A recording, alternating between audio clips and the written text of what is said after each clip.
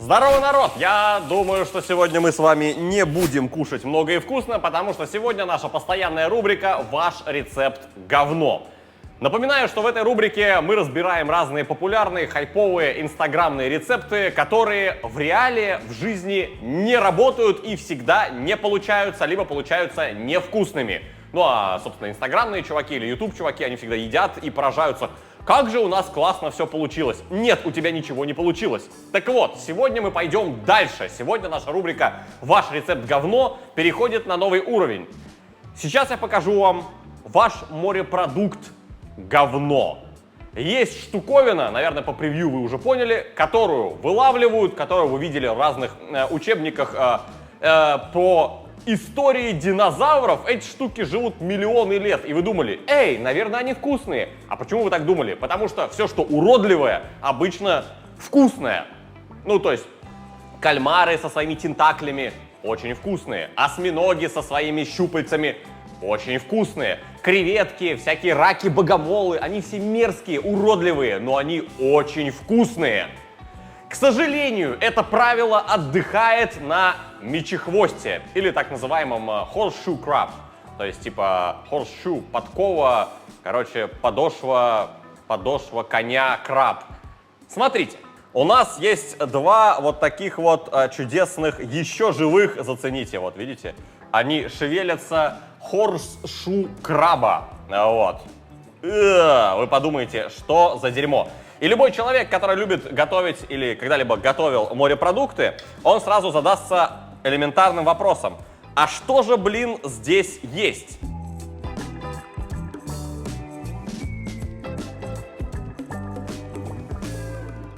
А спонсор видосика Skillbox. И сейчас я озвучу то, о чем и так все думают. Работать — это отстой. Работать, в принципе, это не очень классно. То есть работа должна быть или очень высокооплачиваемой, или приносить бешеное удовольствие. А лучше, когда и то, и другое. И у них есть мега крутая штука — онлайн-марафон. Что это такое? Онлайн-университет Skillbox номер 1 на рынке онлайн-обучения в России. Они учат тому, что нужно будет завтра, и нужно уже сейчас. И вы скажете, да, мы все это прекрасно знаем, друже. А что делать-то? Ну вот, у нас спонсор Skillbox. 17 февраля в онлайн-университете Skillbox стартует марафон по 3 профессиям будущего. Это веб-дизайн, интернет-маркетинг и программирование. И, кстати, все лекции ведут мега прокачанные чуваки. Участие, кстати, совершенно бесплатное. Можете просто слушать, а можете еще выполнять домашки и попасть в тройку победителей по каждому направлению и получить сертификат на 30 тысяч на обучение в Skillbox. У Skillbox более 70 разных курсов, и через них прошли уже более 30 тысяч студентов. Стань хозяином своей карьеры вместе со Skillbox по ссылочке в описании. И чтоб вы понимали, изначально вот за этих штук просили по 600 бат, то есть по 1200 рублей. Но в итоге договорились, короче, по 1000 рублей за штуку. По 1000 рублей именно за штуку, это капец. То есть, чтобы вы понимали, народ, здесь жрать вообще нечего. Да, они достаточно тяжеленькие за счет панциря, но здесь хавать вообще нечего абсолютно. Сейчас я вам это покажу. И тем не менее, эта херобаза почему-то стоит денег. Почему-то она стоит 1000 рублей с учетом, как торговалась Энни.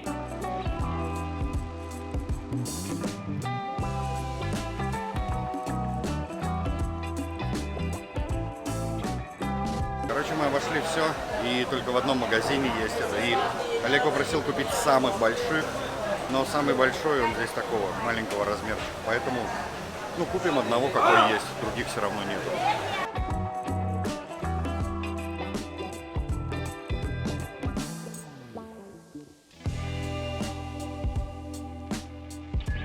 В принципе, изначально суть очень проста. Просто варим их в кипятке примерно минут 20. У нас есть вок с кипящей водой, у нас есть мечехвосты, goodbye my love. Все, мечехвосты, собственно, варятся. Ну, по крайней мере, один из них точно варится, и второй тоже. Вот. Ну, у нас тут гигантский жар, поэтому я думаю, что они запекутся на пару за 20 минут очень быстро.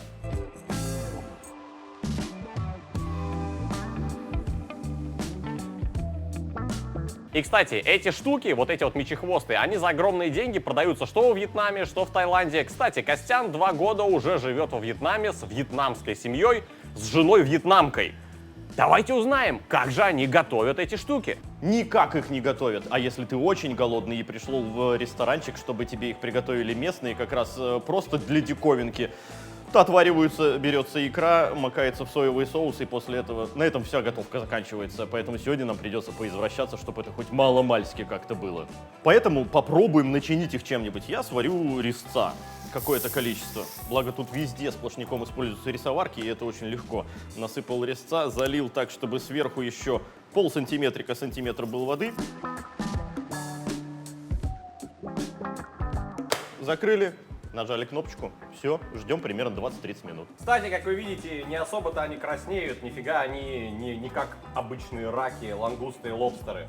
Остаются серенькими, еле-еле где-то по краям, только коричневые. То есть, чтобы вы понимали, что мы сейчас будем делать. Вот та фигня, которая там сзади варится, это говно. Это дно, которое стоит очень много денег.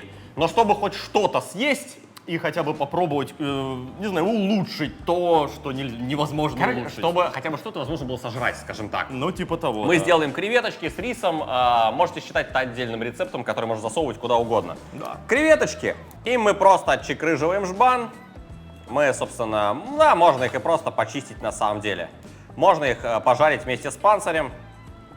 Вот, чистим и вырезаем какахи, как всегда. Здесь я вас ничему новому не научу. Вот так, инк, выжимаем хвостик. Далее взрезаем и смотрим, есть ли внутри какахи. Ну, что касается тайских креветок, обычно каках тут прям с лихвой. Их мы просто вымываем. Ну и, в общем-то, для классического практически рецепта жареного резца понадобится зеленый лучок, немножко острого перца, также еще репчатый лук, ну и, само собой, яйца, конечно же. Поэтому все потихонечку это дело накрошим. По факту мы делаем просто жареный рис с креветками, чтобы компенсировать говнистость данного животного. Зацените разницу в ножах, чем я режу. О, особенно этот кончик мне нравится, такой загнутый, кто-то его вот так вот делал. Что поделать, мы взяли только один нож Самура в багаже. Так что хороший нож только у меня.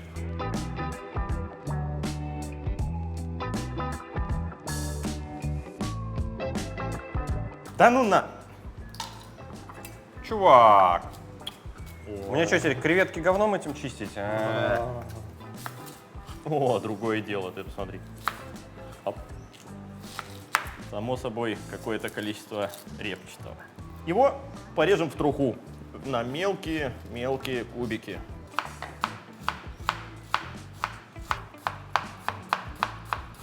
А я продолжаю чистить креветки от каках херовым тупым ножом. Чито поделать.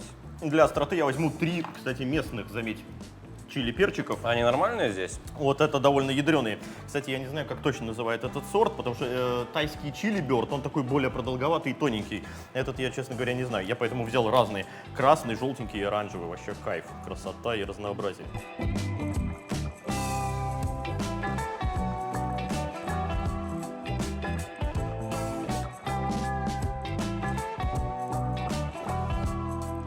«20 минут прошло, а это значит открываем крышку. Бэм. И вытаскиваем наших наполовину в кипятке, наполовину так на пару готовившихся мечехвостов. Ну, собственно, ну такое. Даже не особо понять, что они готовы, но они сварены. Окей. Чтобы объяснить вам смысл названия, то есть ваше животное говно, давайте просто одного вскроем. Вот, предположим, вы его просто сварили. Доисторическая, здоровенная фиговина. И что конкретно мы получим внутри? Весит, кстати, нормально, так грамм 600-700, тяжелый. Вскрываем острым ножом. И попытаемся эту тварь открыть. Не знаю, конечно, насколько она еще горячая, но насколько же в ней будет много всего. Так, открываем с одной стороны. И теперь пытаемся продвинуть нож в другую сторону. Прям по панцирю. Конечно, это не очень полезно для ножа, но что уж тут сделаешь. Максимально я прожимаю этого краба и открываем. Смотрим, что у него внутри. Та-да! И вот эти вот зеленые яйца, это конкретно все, что в нем есть. Никакого мяса вы здесь не дождетесь. Вот только вот эти вот зеленые яйца. Ну, а теперь мы просто возьмем и вот так вот все, что касается икры, переложим в какую-нибудь миску. Это можно есть, можно промыть со льдом, с ледяной водой и пропустить через сито, тогда у вас получится чисто икра. Не бойтесь, вычекрыживая ее оттуда, помять, потому что она, когда сварена, она реально прям сильно-сильно плотная. Ну и вот такая вот, не знаю, 2 столовых ложки вот такой вот жижи, это все, что вы получаете за 1000 рублей из мечехвоста. Все, я все выскреб. Все, дальше, конечно, я думаю, можно как-то дальше раскрыть. Но тут, вот если вы думаете, что это какое-то вкусное мясо, то как бы не особо. И вы знаете, я, наверное, даже готов платить 1000 рублей за такую порцию, если бы это был мега-ультра нежнейший деликатес. Давай, что ли, по классике, так сказать, соевым. У нас возникла резкая необходимость попробовать это без готовки. Я сначала попробую без соевого. Чем похож? Это вкус рака с печенкой. Подожди-ка, сразу с соевым. Блин, может, с соевым вкуснее? Жесткие, твердые комочки с йодисто-печеночным вкусом. Сама икра дает чисто йодистый вкус. А вот эта белесая оболочка, которую иногда промывают, вот она, мне кажется, как раз и дает вот этот слегка крабовый привкус. Не могу сказать, что она плохая, но это деликатесом даже не пахнет. Вообще ни в каком месте. Похоже на просто твердую, жесткую, не очень вкусную икру с креветочно-крахмалисто йодовым вкусом. И, не, чтобы вы понимали, у нее нет ничего вот такого, что можно было бы вкушать. Она плотная, твердая и вкус достаточно простой. Он прям такой простой. То есть просто... И особенно бомбить начинает у тебя после того, как ты вспоминаешь, сколько ты заплатил за это. Ну, я хер знает. Само собой, нам расскажут, что член стоять будет до самой смерти. Ну, а как от любого морепродукта. От любого морепродукта. Там, женская сила, мужская сила, долголетие, клапаны сердца обновятся, кровь станет сразу нужной там форм-фактора. Но на самом... Группу поменяет. Да, группу поменяет, зрение, видеть будешь как этот самый, как Сыч. Я хз. Но ладно, давайте хоть сделаем из этого какое-то... Подобие нормального блюда. Да, потому что это просто невкусно. Не гадко, это просто не особо вкусно, просто херня. Подрезав все его ножки, можно сделать из него обычную тарелку. А вот Типа- это легкие, да? Это Да, не съесть. это легкие, их тоже сажать нельзя, это как у всех остальных крабов легкие. Тоже вырезаем все это дело, вычекрыживаем, у нас получается, ну сейчас промоем, там все дела, у нас получается тарелка. Ну и, собственно, второго давайте тоже, я уж прямо на столе, втыкаемся. Разделать его не супер сложно. Втыкаемся и разрезаем. И пошла икра. И пошла икра, да. И втыкаемся, и... сука, горячий. Ладно, можно подрезаться вот отсюда. И взрезаем. После чего его можно открыть. Ну, смотри, а здесь икра почище. Да.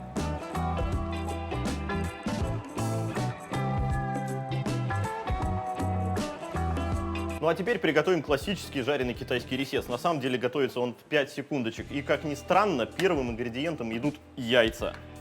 Соответственно, раз. Можно жарку побольше дать.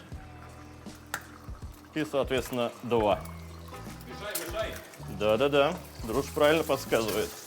Чтобы все у нас превратилось вот в как раз те самые яичные ошметочки, которые потом в яйце, в рисе, будут замечательно растворяться. Вот как они схватятся, так будем продолжать добавлять все остальное. Есть, пошли креветки. Параллельно сразу немножко соевого. Всему здесь обжариваться буквально по минуте, поэтому ну вообще не стоит здесь париться с тем, что на огромном газу готовишь. Китайцы вообще все на огромном газу готовят. Так, отлично. Креветочки, считаю, уже готовы. Пошел лучок.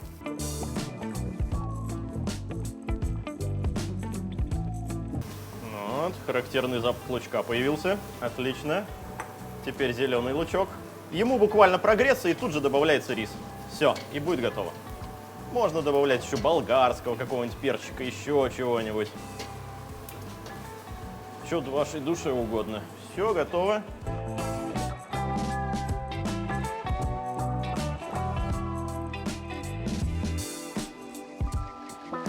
И вот теперь еще разочек, чтобы рис пропитался соевого.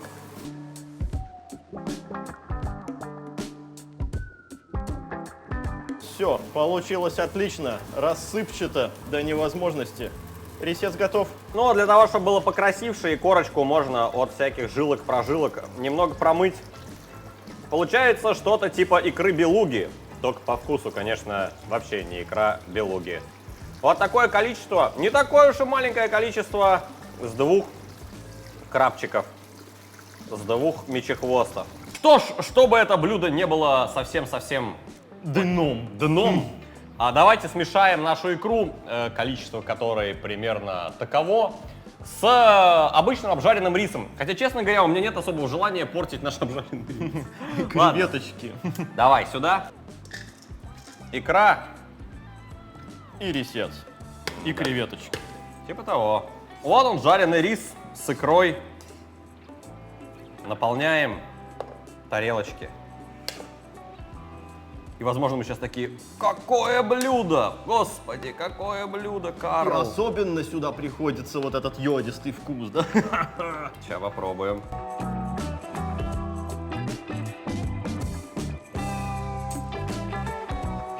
Я сначала без креветочки. Икра осталась прежней. Слушай, хороший вкусный рис, хорошо обжаренные креветки. Но почему это блюдо вдруг стало стоить больше на 1000 рублей, чем могло бы? Намного дороже стало. Я не понял. Угу. В принципе, за тарелочку такого риса я отдал бы там 300 рублей. Ну да, учитывая креветки, а не наличие вот этой икры, она превращается, как будто бы ты жуешь недоваренный рис, знаешь, вот как будто бы. Да, то есть кусочки риса, которые влипают в зубы, Угу. и потом ты пытаешься его разжевать. Ну и небольшой йодистый привкус дает эта икра. Да. Возможно, кто-то скажет, что мы быдло и вообще ничего ни в чем не рубим, но как бы вкус там красной икры, черной икры мы понимаем, вкус гребешка, Это вкус понятная лосося, вещь, это вкус понятная там вещь, всяких да. снэперов, он есть. А здесь йодисто-землистый такой, Твердый пластилин. да, Ну вот серьезно. влипающий в зубы. Да. И стоит это вот 1000 рублей вот за такую вот тарелку. Вот это самое главное. Вот это самое главное. То есть ты можешь понять, да, как дуриан, например, ну, страннейший вкус, а кому-то там, знаешь, клубника, или жареный лучок, или вообще у кому-то аромат бензина. Окей, если тебе это нравится, ты понимаешь, за что ты платишь. Но здесь нет такого. Нет какого-то ярко выраженного, кроме йода. Ну, купи бутылек йода, выпей его. Короче, мораль какая? Я считаю, что абсолютно из всех морепродуктов, которые вы можете купить в Азии, мечехвост является почти что, наверное, абсолютным дном. Абсолютно бесполезная собака в этом плане. То есть ты ожидаешь, о, дорогая, необычная вещь, ну-ка сейчас куплю, какой деликатесище будет. А тебе такой швырок через него самого. Не знаю, вот совсем не знаю. То есть недаром, говорят, даже местные, в общем-то, их не едят. Чисто развлекуха для туристов, короче говоря. А с вами был Костян. Славный дружа Обломов. Что касается мечехвоста, данное животное говно. Лучше пускай оно живет.